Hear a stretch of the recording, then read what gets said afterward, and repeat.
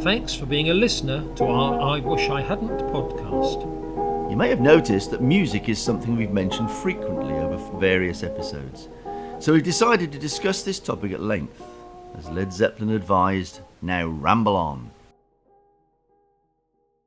So let's have a chat about music. Let's talk about music. I think music is something that has bound us together and apart sometimes for a long, long time. And Yes. Suggestions, things that we've picked up on afterwards.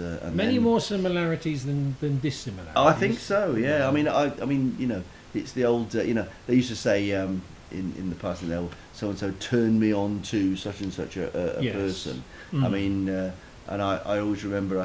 I'm pretty sure it was you that certainly turned me on to Todd Rundgren in the first place.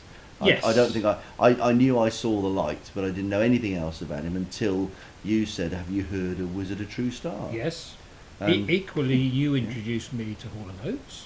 Absolutely. And Mr. Fox, the estimable Mr. Fox, Yes. introduced the Eagles. The Eagles, yes, the Really Eagles, nice. yes, he did, didn't he? Yeah. I think I discovered Jackson Brown. Did you discover him independently? You discovered Jackson Brown And Bonnie Raitt, who we were discussing. and Bonnie Raitt. recently. Although Bonnie Raitt, I didn't really know anything about Bonnie Raitt. In fact, I think I first knew a little bit about Bonnie Raitt when I went to America, and there was a huge collection of LPs. Mhm. And I think you'd mentioned the name, and I'd never heard anything of hers. And I came across it amongst all these different albums, lots of stuff, American groups and bands I didn't know much about, a lot of stuff I did know about, and then suddenly there was this Bonnie Raitt's, probably her first album, because it was her and an acoustic guitar. Yeah. And that's how I discovered things like Love And Has I was No always Pride very and envious Blown because you Away. actually saw her in a free gig I've when you went to Denver. I didn't did. you? When I first arrived in Denver, she Remember did. you She writing me a did letter. She did a free gig in the middle of the park in Denver, summer's evening. Her and a band playing, and she was fantastic. But we're getting ahead of ourselves. Ah, aren't we we, are, yes, really? yeah, I mean, what's the sort of earliest music you remember? I suppose the earliest music I remember in our house would have been on the old Dansette record player. If we're talking about albums and singles in the house, and it would have been Your parents' music, my you parents' music, and it would have been things like the soundtrack to South Pacific, soundtrack to Sound of Music that Mum and Dad had bought, and we played quite a lot. And also, I remember my dad bringing in an album of Irish rebel songs. That seems unlikely. That someone for a Dorset man. Exactly. I think he was quite interested in what was going on. Irish rebel songs, and then he had, because he liked that Irish style, he had a record of the Clancy Brothers and Tommy Makem at Carnegie Hall. Oh yeah. Which was Irish type music, I suppose. And I remember I was quite interested. It didn't make me think I've got to get all their stuff. But, Well, we had my dad had old 78s. Do you remember them? I mean, massive, great, heavy things. And you could play them. We had a radiogram, which was the thing Yes. about the size of a sort of chest of drawers. Yes, piece of furniture rather than It was a piece of furniture, yeah. And you had different playing speeds. You had 45, 33, and 78. Yes. didn't Do you? you have 16 on yours? I think so. Oh, Actually. we had I don't think 16 we had on any ours. 16s to play. Apparently, 16 was a speed for records That'd been very of, slow. of speech. Oh, It was really? like things like Shakespeare plays and Okay. stuff like that. So it went round very slowly, so you could get a lot more on one side. Okay, because my dad did have some. He had some like some Dylan Thomas poetry speaks, but they weren't 16s. The 78s had things like Lonnie Donegan. Yes. He had some Paul Ropes, Oh, yeah. Good stuff. Old Man River, and things like that. yeah. You know, so that would have been the first sort of stuff that I remember. And then, of course, being the youngest in the family, I was lucky because my brother would buy lots of music. You know, so He would introduce things into, initially the Shadows. Yes. And yes, Cliff yes. Richard, Bachelor Boy, I remember. Bachelor Boy, yes. And I would have, I don't know what era that was quite. I was quite young. It would have been early 60s. But I would wouldn't listen. It? I would listen. 61ish, 62, that sort of thing. Yeah. I would imagine when the Young Ones came out That's and right. Summer Holiday. Yeah. And then Johnny Kidd and the Pirates. Oh, that's good. Things like that. So that's good. That's good rock and roll kudos. Yeah, that yeah, is. my brother heard all of these, and then my sister used to get the very first Beatles albums. In fact, was it the one with Anna on it? The old Motown song. Anna, Chains and Chains. like, And I remember finding it before Christmas and playing it, and I was singing the song Anna, and my sister knew that I had listened to her record when I wasn't supposed to. Oh, in trouble, yeah. But yeah, those would have been the first sort of things that I remember. Yeah, I remember a friend of ours went to work in Canada, and when he came back, he brought back as a gift to us an album, and it said on the top of it, it said England's newest hit makers, and it was the Rolling Stones, and it was the Rolling Stones' first album, which actually is a really, really good album. If you ever listen to that, the recording of it is excellent. It's proper old. It's blues tunes, it's R&B, proper R&B, not this modern. I think we must have had it probably. Yeah, and it was really good. And of course, then like you, Beatles albums started to come into the house. Yes. The first ones, Help and Hard Day's Night, which I think were played to death in the end. I can remember standing in our front room, the room that you rarely went into. Yeah. With the record player on with. It would have been Help, I think, or A Hard Day's Night, one of the two, and picking up. There was an aerial lead with a coaxial cable with a plug on the end. No television there because you had to move the television from one room to another if you wanted to use it in there. But I would stand there with this, pretending it was a microphone and singing along to the Beatles hits at the time. Yeah. Was the record yours, or was that your? The parents'? record was it was like a family record. I think probably it was my parents, but I think my sister and I commandeered it really because we just thought these records were great, Because we used to, my brother, sister, and I used to buy the Beatles albums between us because they were 19. Just 19. under £1, weren't they? 1911. And from an uncle, we used to get 6 and 8p each for Christmas, and so we would buy the Beatles album of that year. Yes. Of course, 6 and 8p was the price of a single. So you'd have put those and you bought your album. You got more tracks for that. That's right. No, I mean absolutely the same. I mean they were so expensive that my sister and I used to have one between us for Christmas quite often. Yeah. The Beatles ones. Yeah. So gradually that things like that built up. Not an awful lot of records, I've got to be honest. It tended to be more singles that came into the house. I think probably my mum bought them more than my dad. My dad was he was a drummer in his youth. I didn't know. And he was a very good drummer. He played in lots of dance bands around the West Dorset area when he was young. And he was more into more into big band stuff than anything else, and he didn't put down the modern music. It wasn't really completely for him. No. So my dad really liked the Beatles and the Rolling Stones, which is quite surprising. That's good, isn't it? Yeah. But he didn't buy them, but he enjoyed listening to us play. I remember my brother bringing home a single, and I think it was the first Herman's Hermits record. What would that have been? It could have been No Milk Today. Something like that. Anyway, I can't remember quite what it was. And he said to me, I bet you that this record will be #1 next week. As I said, okay, I bet you. And he said, how much do you bet me? And I said, that's 6p, which was my pocket money. And of course, he was right. He saw you coming. And I was absolutely gutted to hand over my pocket. My dad said he didn't think it was fair, but on the other hand, I'd agreed to do it. So, I mean, I think the point was that singles were affordable, just about, weren't they, in those days? And I think singles, actually, obviously in the early 60s, singles were more important than LPs at the time. Yes, because that was what people. I mean, million sellers were singles. Oh yeah. The first, I mean, The question, of course, is what's the first single you ever bought yourself? I mean, Yes. lots of singles come in. I know. I mean, I know what my first single was. I have to say. I bought two at the same time. Oh, money bags. It was after Christmas. Yes. I bought These Boots Are Made for Walking. Nancy by Sinatra. Nancy and 1, 2, 3 by Len Barry. Len Barry. Yes. Yeah. 1, 2, 3. 1, 2, 3. That's how easy it's gonna be. I saw a program about him recently, or an article, a thing about him, and he's been doing that song since it was a hit all the way through. I think Yes. I don't know if he's passed away yet, but he certainly was doing something like living in Spain. It would have been very early in the 60s, sun, wouldn't going it? round different clubs and bars. 63. Yeah, singing. I'd have 1, been 2, 8 3. or 9. Yeah, Yeah. yeah. So what was your first single? My first single I ever bought was called Diamonds by Jet Harris and Tony Meehan. That's Late quite of a the good one, Shadows. actually. Late of Probably the better Shadows, than These yeah. Boots Are Made for Walking. Yeah. Yeah, but at least you didn't say my first one was Two Little Boys. No, quite. No. Yeah. So first album. Now the first album I bought with my own money.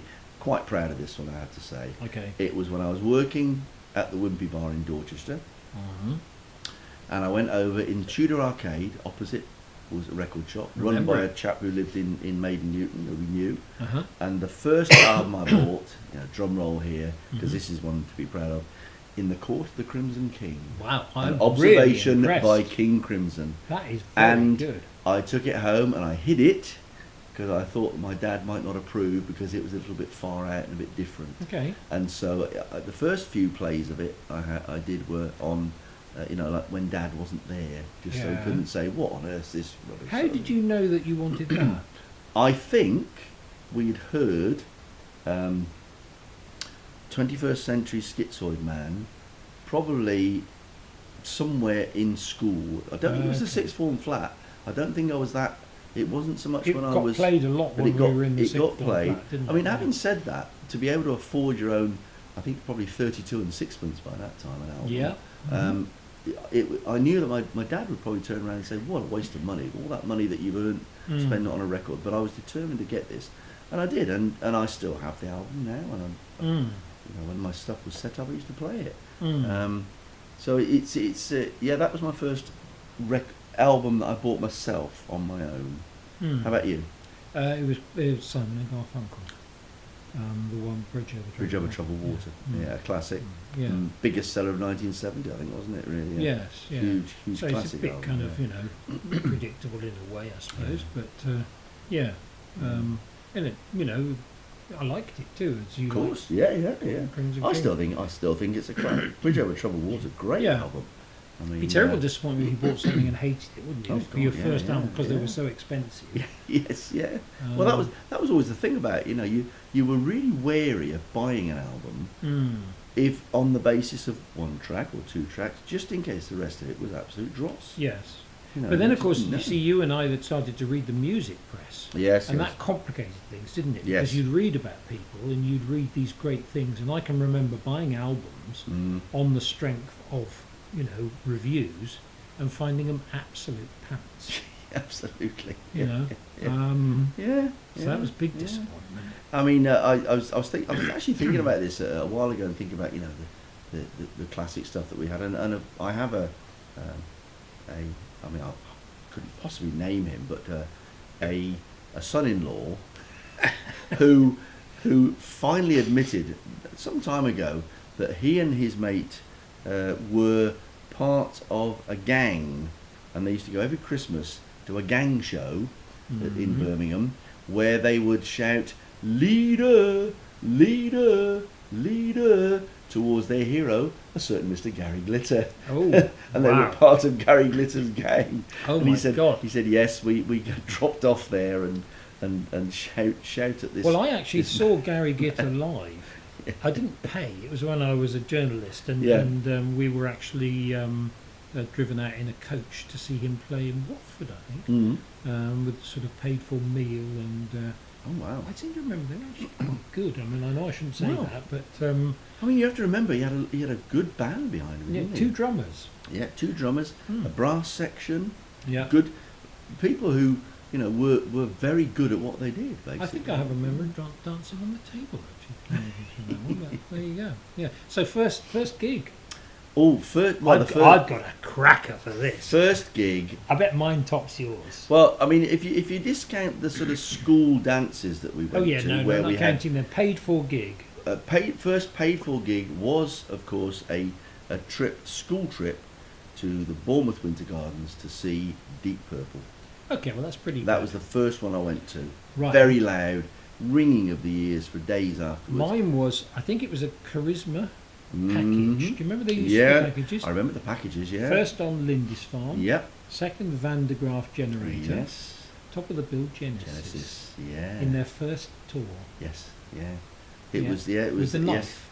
Yes, the Yeah. knife. Yeah. Yeah. Yeah. I mean, that was. They did a cup. They did. I think my sister went to Cost less one than of a those. pound, Yes. I think.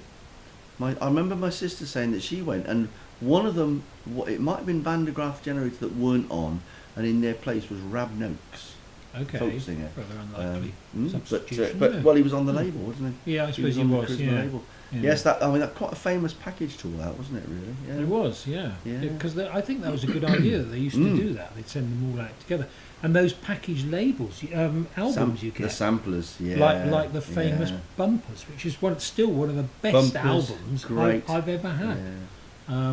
Well, I think it introduced you to so many different bands that you would never have listened to before. Yeah. I mean, I've got somewhere in the garage. I have got Nice Enough to Eat, Yeah, that's right. and I've got You Can All Join In. Yeah. The Island The Island label ones. samplers. And Bumpers was the double album Which- follow up to those two. Exactly, wasn't it? and there are tracks on there that are just brilliant, and it Mm. made you think, oh, I need to listen to that album. Yeah. And I bought some albums on the strength of it. As I did. say, I I mean, did I too. think It's a that very good commercial enterprise, wasn't it? 21st Century Schizoid Man was on one of those two, and I can't remember which one now, and that was Yes. what led me to buy In the Court of the Crimson King. Yeah, because on Bumpers it was Crimson and Cascade. Crimson and Cascade? or something. Cadence and and Cascade, yeah. In the which Wake was of Poseidon. from the second Yeah, album. Yes, yeah. that's right. Yeah. Yeah, I mean, I had a really good one from, I think it was a Charisma one, called, I can't remember what it was called now, but that had bands like Audience on it, and Oh yes, I liked Audience. Yeah. and others, which again was a really cracking selection of music. Yeah.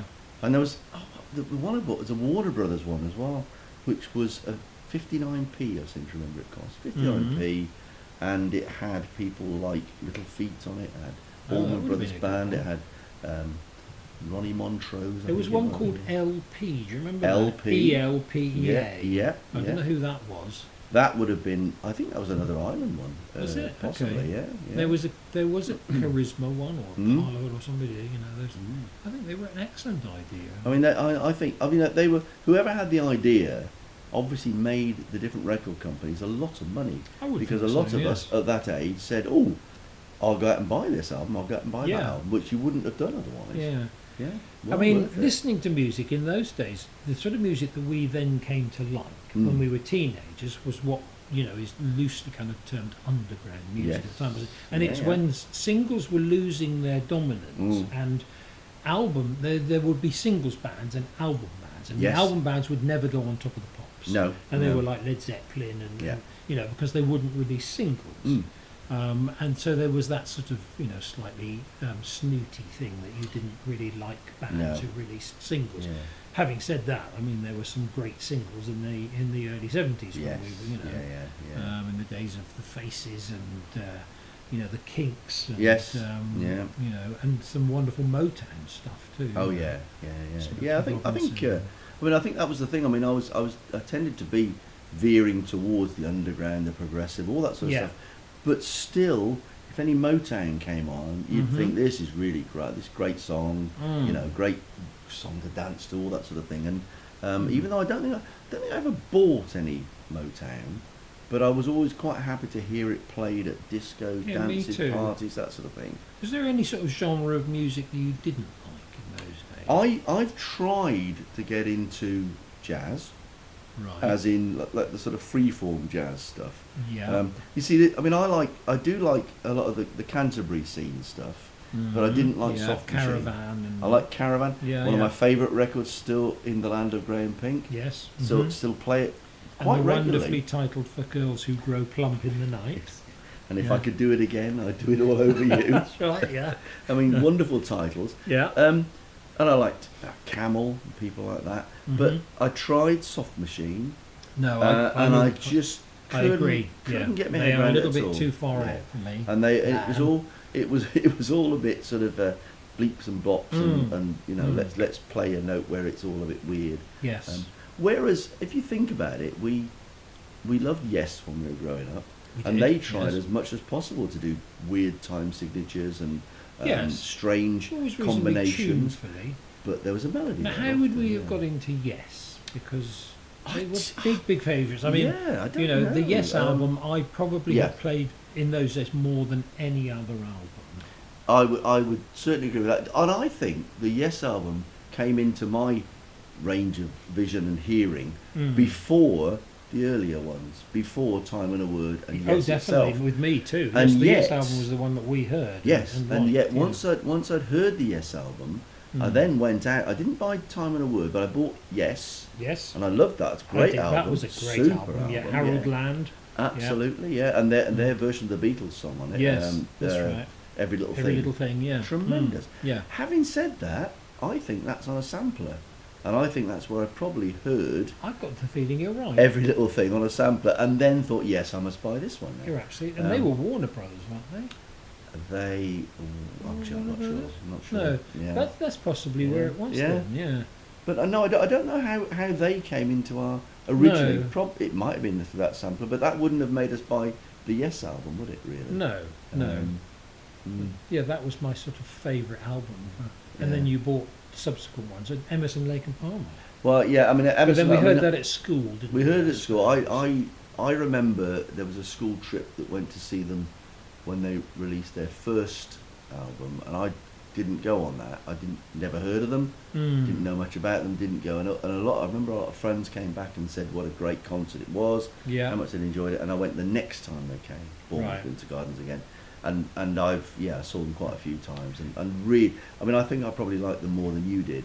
End, but I really I enjoyed loved, them. you know, the one, the typical, you know, the one that we all knew at school. The one, whose title I can't unfortunately remember at the moment. The first one, or I think it was the first one. you take a pebble and Yes, stuff that's like right. that, Yeah, and there was the one at the end with the Moog synthesizer. Oh, Moog? Lucky We Man. pronounce it? Lucky Man. Lucky Yes. Man, yeah, And yeah. in the flat we'd all be talking, and when that came on, we would all go silent. So that we could hear the Moog synthesizer, and it was switched on at the end, and Yeah, you you go remember down, you heard down, it down, warmed up, and then you came at the end. Yeah. Oh, absolutely, yeah. But you see, we used to see a lot of gigs, Yes. didn't we? I think you saw far more than me because you were, of course, in London. Well, no, but I From- mean, that's true. Yeah. But before we were in London, because we used to go to Bristol Colston Hall, didn't we? Yeah, as it was. Well, As don't it forget was the then called. don't forget the infamous Yes concert we went to see, where they didn't Yes, come on till That's right. really late, and Yeah. we had to go before they played about 3 numbers, and we had to But go. then we regularly went to the Winter Gardens, didn't Winter we? Gardens, Bournemouth. You know, I yeah, can think of yeah. seeing Free there. I can didn't think see Free. Jethro Tull. Saw um, them. And yeah, I mean, you know, more than you know, I think because we were, of course, in a kind of a wasteland for music where we were, Yes, weren't we? yes. You had to drive some Yes. distance Yeah. to see bands, and nobody played locally to us. Really. No, not at that time at all, did they? No. No. It's, no, I mean, I think, you know, when I went to college, of course, I saw, in the space of about 10 days, I saw David Bowie and Mott the Hoople and Queen, you know, all at the Worcester Gaumont, as it Yeah. was. And that, and obviously at college, we had some nice bands at college as well. Yeah. We had Barclay James Harvest, who didn't want to be there. We had Steel Eye Span. We had Hot Chocolate, and you know, it was a small college, but it got some good bands there. Well, at college, I mean, I used, because we were in London. I mean, we had all the London pub bands, you know. Of course, so yeah, we yeah. had people like Ace and Yes, yeah. Brinsley Schwartz and all the ones who were playing in the pubs in London would come and play in the College Bar, which was nice. But Yeah. you know, in those days, the thing was, of course, it was easy to get tickets, wasn't it? Yes. Unlike today, you know, with the Oasis Farrago in recent times, yeah. and the cost of tickets. But then they were easy to get. I thought mainly because in those days, when you went to a concert, the people would be there from age 16 to about 30. Yes. Yeah. Now you go to concert, people are from 60 to 80, aren't Yes. Yeah. because yeah. they're old greys like us Yes. who want to go and Yeah. see, you know, things that we remember. But if you think about it, in those days, it wasn't this. There was no online applications for tickets. Obviously, you went to the venue's box office. Yes. And you bought a ticket. Yes. Basically, Yeah. and I used to go to. I went to the Birmingham Town Hall box office, the Odeon box office. The Odeon was a great venue for bands, and you just turned up. Or when they actually went into record shops, Virgin Records in Corporation Street in Birmingham, that they always had all the tickets there, and you could go, I'll have one of those. That's the end of side one. Please turn over your LP, load your next CD, or just tune in to the following podcast.